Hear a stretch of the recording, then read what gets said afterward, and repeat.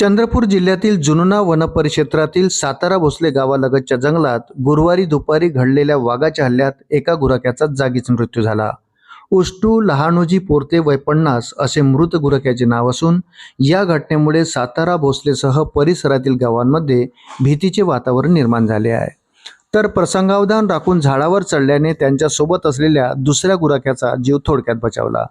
मिळालेल्या माहितीनुसार उष्टू पोरते आणि निलकंठ रामभाऊ पेंदोर हे गुरुवारी नेहमीप्रमाणे गावातील जनावरे चारण्यासाठी सातारा भोसले गावालगतच्या जंगलातील वन विभागाच्या कंपार्टमेंट क्रमांक 441 मध्ये गेले होते.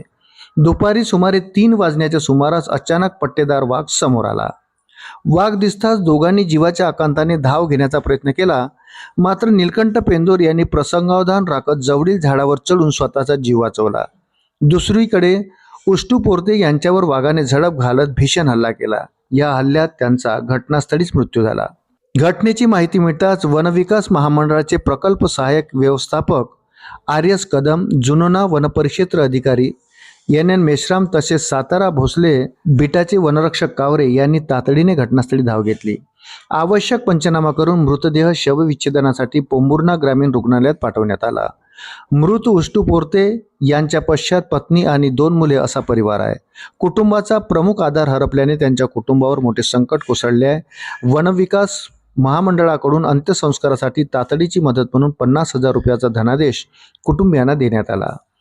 घटनेनंतर संबंधित परिसरात वाघाच्या हालचालीवर बारकाईने लक्ष ठेवण्यासाठी कॅमेरा ट्रॅप बसवण्यात येणार असल्याची माहिती प्रकल्प सहाय्यक व्यवस्थापक आर्यस कदम यांनी दिली. तसेच नागरिकांनी जंगल परिसरात जाताना विशेष खबरदारी घ्यावी असे आवाहन वन विभागाने केले आहे. या घटनेनंतर सातारा भोसले आणि जंगलालगतच्या गावातील नागरिकांमध्ये भीतीचे वातावरण निर्माण झाले आहे.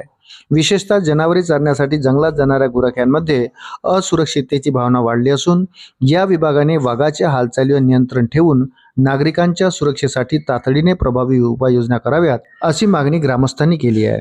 दरम्यान मानवी वस्तीजवळ वन्य प्राण्याचा वाढता वावर आणि त्यातून घडणाऱ्या घटनांमुळे जंगलालगतच्या गावातील सुरक्षेचा प्रश्न पुन्हा एकदा ऐरणीवर आला आहे.